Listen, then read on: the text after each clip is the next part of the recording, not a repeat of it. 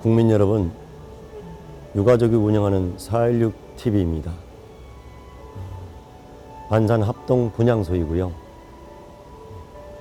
오늘은 2014년도 4월 16일 우리 국민 모두 전 세계인이 다 알리고 있는 세월호 참사가 일어난 원인을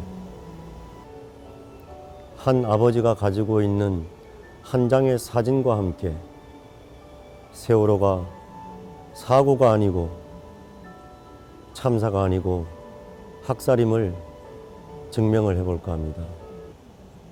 이 세월호 학살은 지금 작년도에 끝난 것이 아니고요. 지금도 진행형에 있다는 거에서 아주 심각한 문제가 있다는 거죠. 이 세월호는 여객선입니다. 이렇게 화물을 실은 컨테이너 속에, 그것도 여객선 안에 큰 건물을 지을 때 쓰는 H빔, 쇳덩어리 그 H빔이 컨테이너와 함께 바다에 쏟아지면서 화살처럼 바다에 내리꽂히는 그런 철근 덩어리도 실었던 여객선입니다. 화물 세월호죠. 보시는 데가 3층, 4층, 여기가 5층입니다. 여기가 우리가 이야기하는 조타실, 객실이 있는 층수에 아이들이 가장 많이 묵을 수 있는 큰 객실이 선 밑쪽에 위치를 하고 있습니다. 아이들은 학교를 등교해서 수업을 마치고 버스를 이용해서 인천으로 향하게 됩니다. 인천 세월호 여객실 터미널에서 아이들이 기념 촬영도 하고요. 또한 식사도 하면서 저녁에 어떻게 보면 백미라고 할 수 있는 불꽃놀이도 함께 하죠. 아주 즐거운 시간을 보냅니다.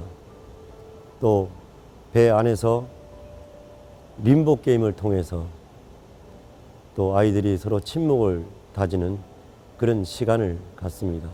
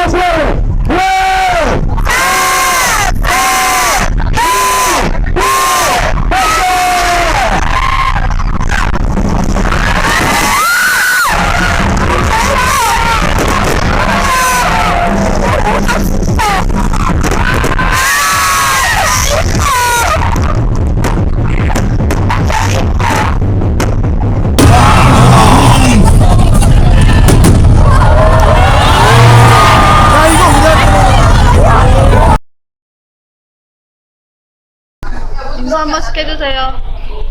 인사 한 번씩.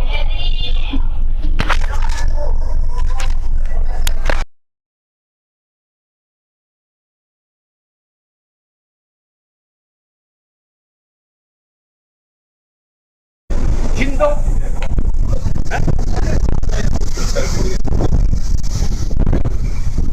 빠지면 나지 인생 망하는 거.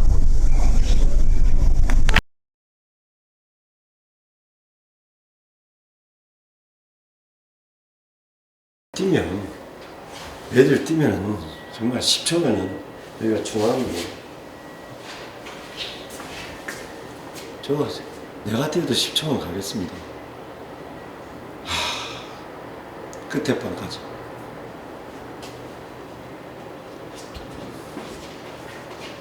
(50m가) 안 될 것 같아요. 제가 한번 어차피 제가 한번 뛰어보겠습니다. 이 중앙, 예, 여기서요, 여기 계단 올라가는 데거든요. 저기 2등 가족실이 되어 있고, 이쪽은요, 이쪽은 뭐 굉장히 짧습니다. 아이들이 오르락 내리락 했던데, 여기서 제가 선미 쪽으로 중앙 여기가 하는데, 제가 여기서 선미 끝에 방까지 한번 제 걸음을 한번 뛰어보겠습니다. 만약에 방송이 나왔다, 얘들아 나와라, 방송이 나왔다 그러면 중앙까지 시간이, 예, 제가 지금 2시 32분 25초인데 30초 출발 한번 해볼게요. 갑니다.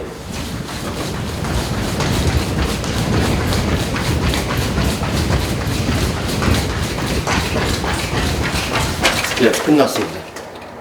네, 딱 10초네요. 제가 카메라 들고 이렇게 뛰어도 10초입니다. 나가면 비상구 바깥에, 여기서 그냥 뛰어내리면 3이다.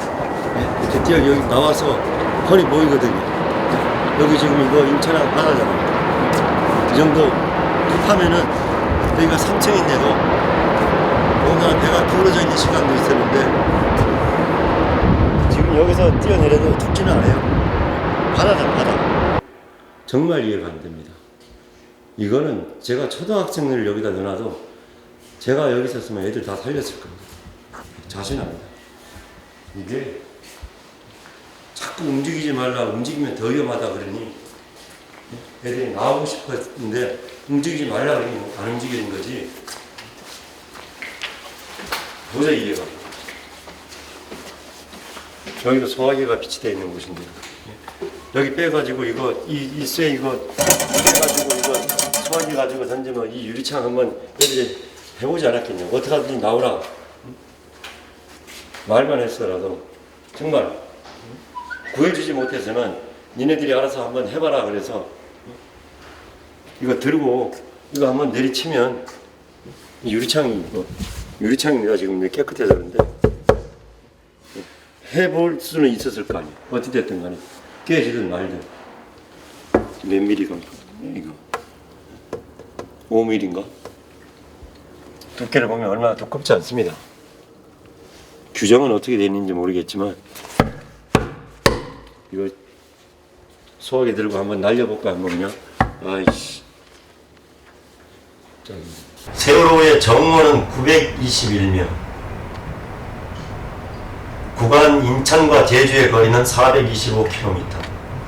소요 시간은 13시간 30분인데 그래서 바다의 상황이 좋으면 조금 빨리 당겨줄 수도 있고 파도가 세면은 가는 속도가 좀 느릴 수가 있겠죠.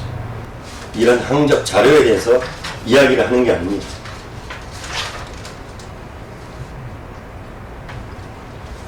시간대별로 분류를 했고요. 이런 것들이 다 소용이 없다 이런 얘기입니다. 제가 드리는 말씀은 어떤 배가 어떠한 뭐 잠수함이든 배든 암초든 오래든 와서 박았다고 하는 이야기가 아니에요. 보질 않았으니. 근데 분명한 것은 어떠한 충격에 의해서 한 방에 돌아가는 겁니다.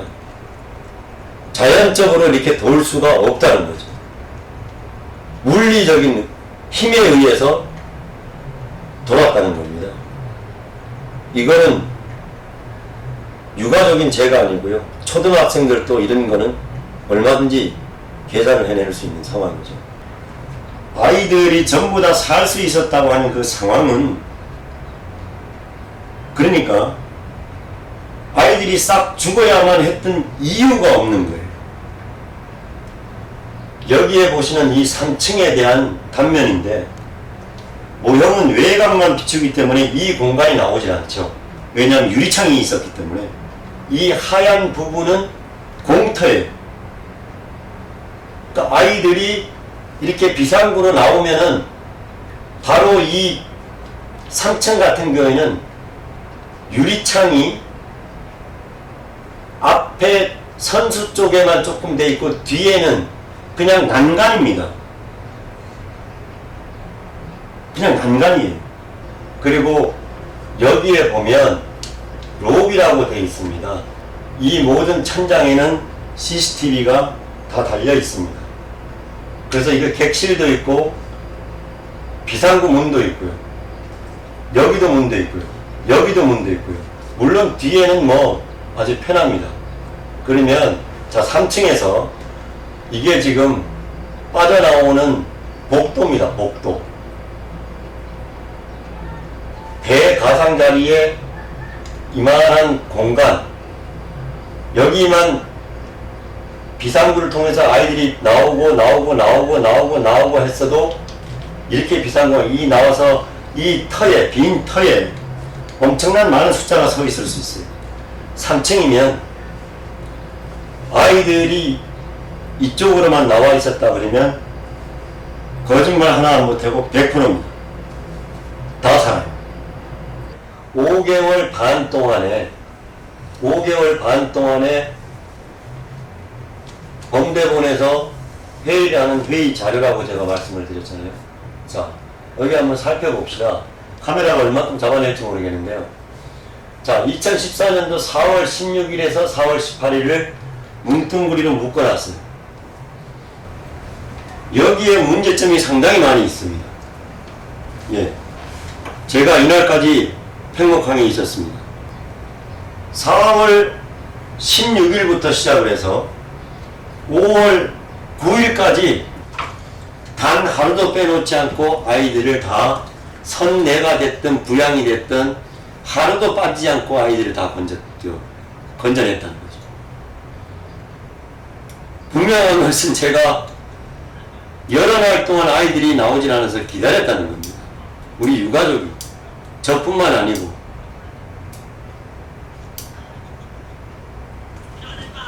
거짓이에요. 제가 그 자리 현장에 있었고, 제가 그 자리에서 아이를 기다렸고, 우리 엄마 아빠들이 그 자리에서 비가 오면 비가 오는 대로, 바람이 불면 바람이 부는 대로, 밤에는 그 조명탄이 터지는 그 바다를 향해서 오로지 그 바다를 향해서 바라봤고요. 그런데 여기서 또 하나를 제가 말씀을 드릴게요.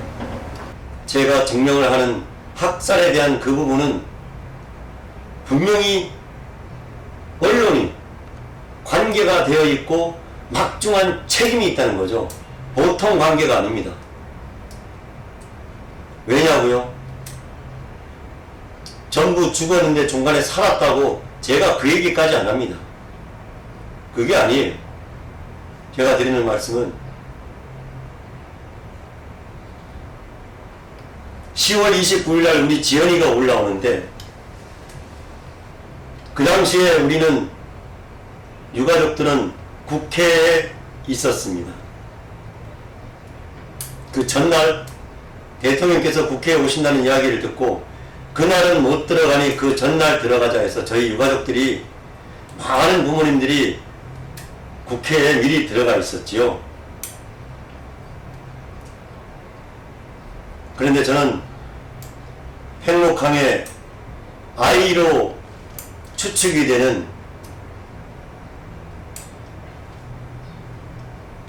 그 보물단지가 하나를 찾았다는 소식을 접하게 돼서 그 자리에서 바로 카메라 가방을 싸들고 팽목항으로 달렸습니다. 그날도 그렇게 바람은 그렇게 세질 않았어요. 물론 제가 팽목항에서 국회 본청의 소식을 들었는데 경호원들과 비서진들이 담을 쌓아서 그 유가족들이 살려달라고 외치는 그 목소리를 외면을 하고 못 들은 척이지요. 그게 안 들리겠습니까? 그 본청이 얼마나 넓다고요. 소리를 지르면 울립니다. 눈길 한번 안 주고 지나가시더라고요. 여기서 잠깐 옆길로 한번 세보지요. 지연이가 올라오는 날 저희가 국회에서 그렇게 살려달라고 모든 유가족들이 울며 불며 매달렸을 때는 쳐다보지도 않으시는 그런 분이 왜 2015년 1년이 됐다고 2015년도 4월 16일에 가족들이 오라고 하는 이 안산 정부 합동 분향소 당연히 오셔야 할 자리를 안 오시고 유가족이 아무도 없다는 팽목항을 왜 가셨어요?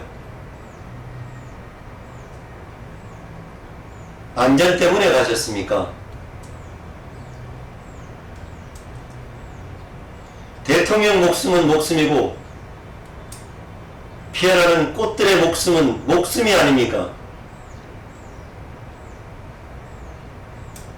여기에 오시라고까지 일부러 미리 말씀까지 드렸는데 왜 가셨냐고요. 아무도 없다고요. 거기는 그렇게 말씀드렸잖아요. 차편으로 오시든 못 오시든 여기가 더 편하시고 시간도 훨씬 더 절약되고요. 기름도 덜 듭니다. 세금이 적게 드는 거죠. 그리고 여기서 다 기다렸거든요. 유가족들이 국민들도 함께 수천 명이 여기서 기다렸어요. 그런 아이들 장난짓 그만하세요. 1년이 지났는데도 아직 이모년이에요. 자, 언론이 자유롭지 못하고 반드시 언론이 책임져야 할 것은 그날 지연이가 올라오는 그날도 저희 200일 되는 날에 우리 지연이가 우리 안산 합동 분향소에 왔으니까 DNA 검사하고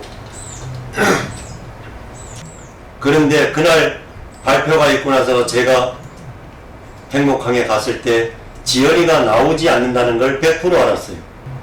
제가 알 정도면은 대한민국의 모든 언론은 거기에 집중이 돼 있을 그런 상황입니다. 그런데 언론사 글자나 마크가 되는 차량, 작은 승용차 한 대도 없었어요. 그래서 제가 그 당시에 확답을 가지고 이야기했습니다. 오늘 우리 아이들 누군가가, 왜냐하면 그때까지는 지연이로까지 벌써 추정까지 보도가 다 나간 상황이었어요. 저는 내 눈으로 확인을 하지 않았기 때문에 지연이라는 말을 쓰지를 않았습니다. 단지 제가 학부모다 보니까 우리 학생이었으면 좋겠다 하는 생각을 했습니다. 죄송하고요. 그런데 그 다음날 지연이가 밤에 나올 거라는 것을 제가 확신을 하게 됐지요. 증거를 가지고 말씀을 드리는 겁니다. 점심때가 되었는데 언론사 차량이 승용차 차량에 마크를 단 언론사 차량이 팽목항 임시 시신 안구에 들어옵니다. 그러고 나서 한 대, 두 대가 저녁이 되니까 대한민국의 지상파, 공중파는 다 모였어요. 그 전날보다 그날 바람이 오히려 조금 더 셉니다. 큰 차이는 없었어요. 저는 바다에서 태어났기 때문에 그 바람을 읽습니다. 그런데 그날은 지연이가 와요. 왜? 언론사가 다 모였기 때문에. 여지없이 올라옵니다. 한밤에.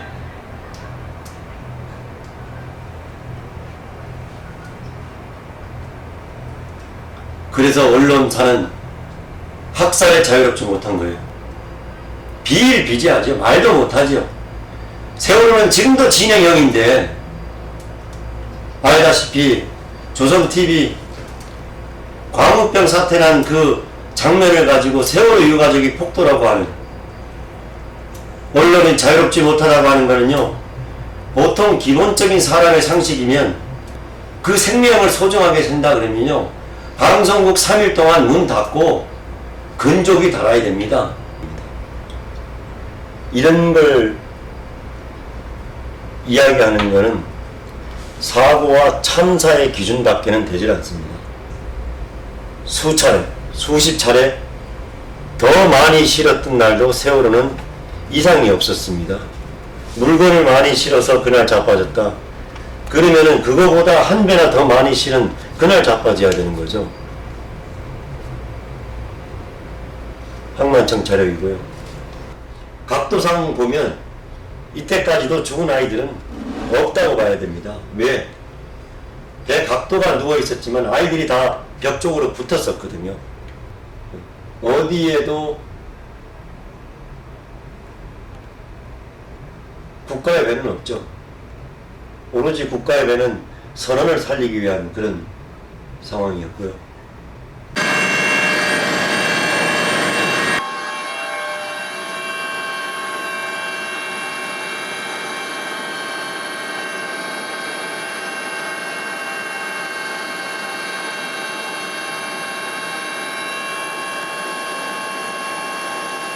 이제 세월호 유가족인 단원고등학교의 한 아버지가 세월호 참사가 아닌 세월호 학살의 아픔을 말씀을 드릴까 합니다. 그 아버지의 소중한 딸,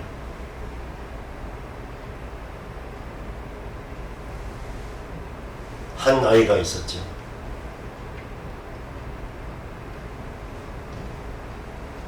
그 아이는 세월호 4층 SP1에서 많은 친구들과 함께 있었습니다.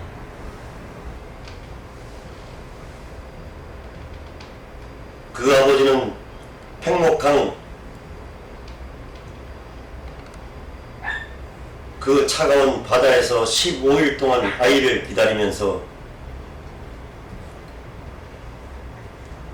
그때까지만 해도 내 자식만큼은 살아있겠지 하는 기대감을 가지고 기다렸습니다. 그 아버지뿐만 아니고 모든 세월호 유가족들은 그렇게 기다렸어요. 3일째 되는 날부터 많은 아이들이 나오는데 내 아이를 찾아와서 달려가긴 달려가는데 그 중에서 내 아이가 없으면 안도의 한숨을 쉬고 돌아오는 부모님들이 표현은 못하지만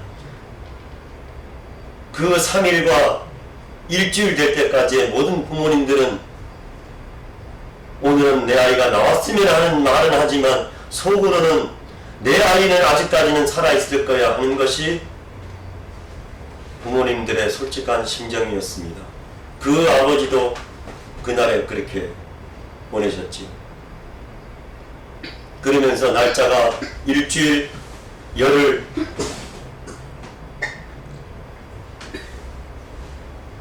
열흘이 넘어가면서부터 모든 유가족들은 이제는 안도의 한숨보다는 죽은 아이의 시체를 찾을 수 있느냐 없느냐에 대해서 모든 포인트가 들어갑니다.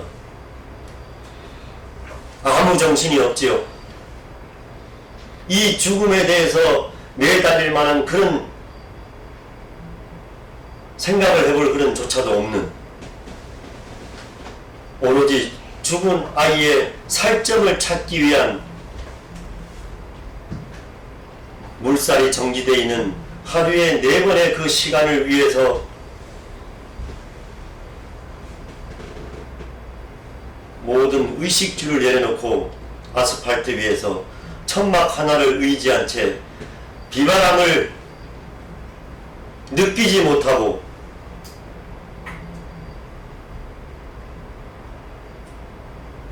너무나도 긴 시간, 그렇지만 어떻게 흐르지 느끼지 못하는 그런 시간들을 보내는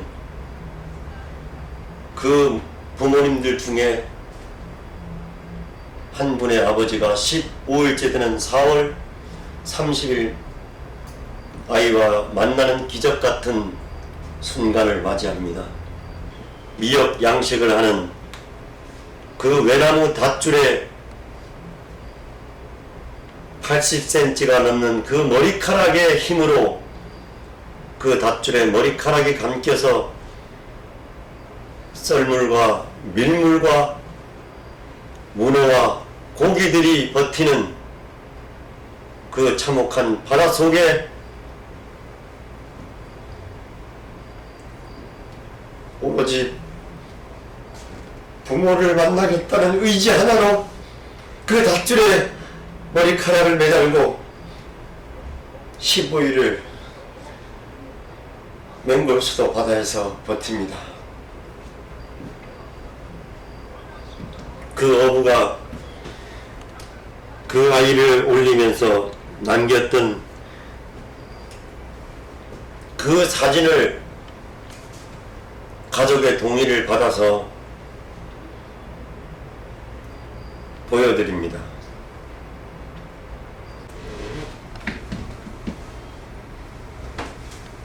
거꾸로 올라오는 상황입니다. 빨강색으로 보이는 것이 구명조끼고요. 미처 아직 얼굴은 물속에 잠겨 있고요. 가슴까지 나와 있는 상황입니다. 어부의 배에 아이가 거꾸로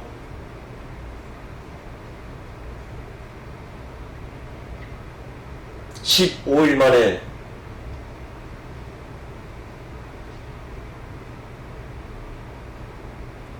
먹지도 입지도 자지도 않던 아버지를 만나기 위해서 이 아이가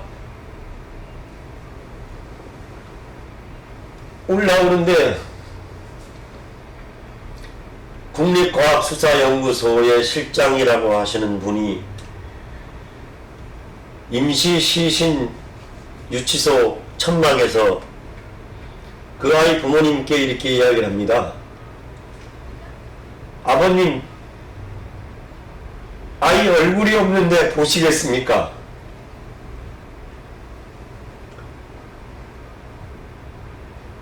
아버님, 아이 얼굴이 없는데 보시겠습니까? 아이 얼굴을 봐야 될 건지 확인을 해야 될 건지 그냥 덮어야 될 건지를 두고 안치소를 나왔다 들어갔다 하기를 수차례 반복을 합니다.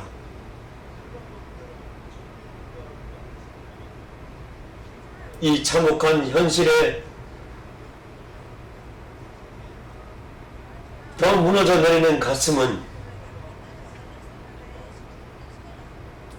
나중에 이 아버지가 이 아이의 흔적을 찾아서 온 섬을 헤매일 때 이 아이를 건졌던 어부의 입에서 해경이 정말 5분이면은 올 거리를 아이를 건졌으니 데려가라고 30분 동안 이 해경한테 애원을 하는데, 이 해경은 그 소리를, 그 연락을 듣고 오지를 않습니다. 이 아이가 이 어선 갑판 위에, 이 햇살 아래 이 불었던 살들이 말라가고 있던 거죠. 이 얼굴 없는 아이가 얼굴뼈가 다 드러난 채로 이 어선의 갑판 위에서 햇살에 물기 없이 말라가도 대한민국의 정부는 구조는 고사하고 죽은 아이를 어떻게 데려갈 건가, 이날도 보고를 하느라고 배에서 건져왔다고 해야 됩니까? 어부가 건져왔다고 해야 됩니까? 이 보고를 하고 있었던 거죠.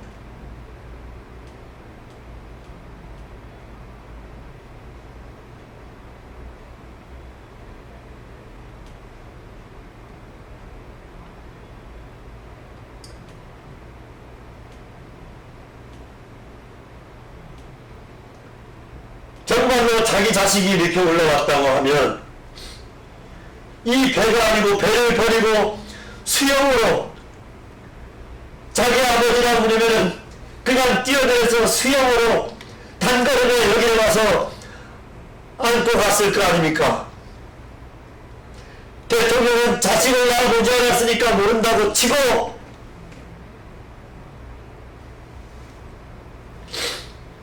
자식을 낳아본 부모는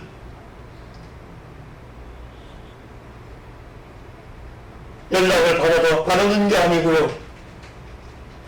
누구든지 이쪽으로 달려가서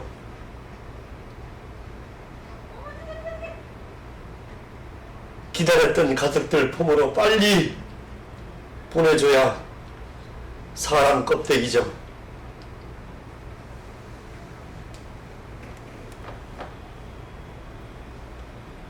북한의 김정은이가 독합니까? 이렇게까지 된 이 상황을 만드는 국가가 독합니까?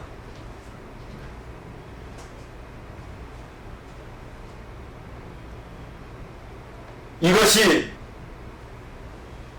학살이 아니라고 누가 그 아이 부모 앞에서 참사라고 감히 이야기를 하겠습니까? 참사를 넘어선 두 번, 세 번의 죽음도 못 알아서 이제 부모들을 폭도로 몰아서 부모들마저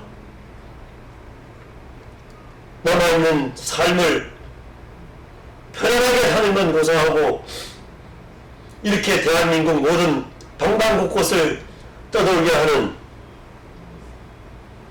학살의 연장선상에 있는 대한민국.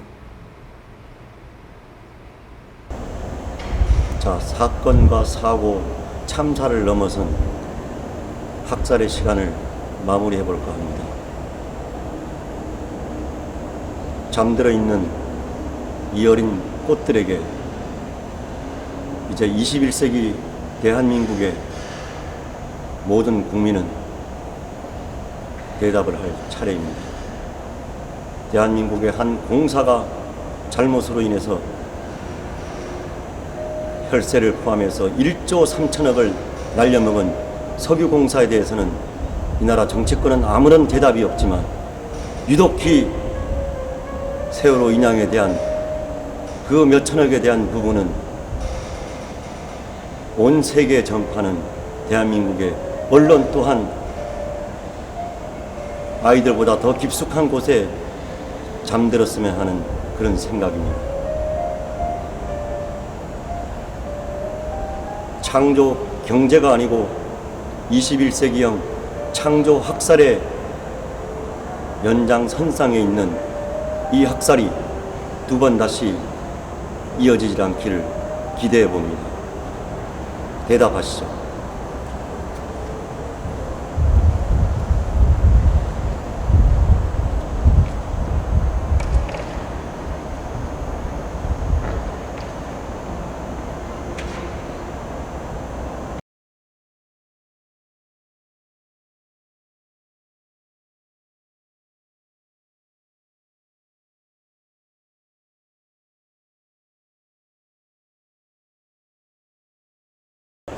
생떼 같은 자식, 바다에 있는 자식 살려내라고 이렇게 외치는 거 아니지 않습니까?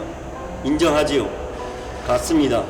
아, 님은 같습니다. 인정할게요.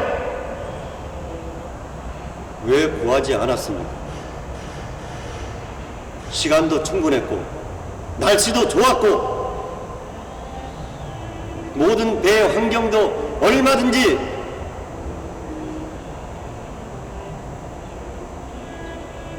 살려내는 게 아니고 기본만 갖춰서도 단 한 사람의 그 수많은 보고가 이루어질 동안에 단 한 사람만이라도 현장에 있는 사람한테 네가 판단해서 나오라고 그 얘기 한마디였으면 모든 게 끝났을 것을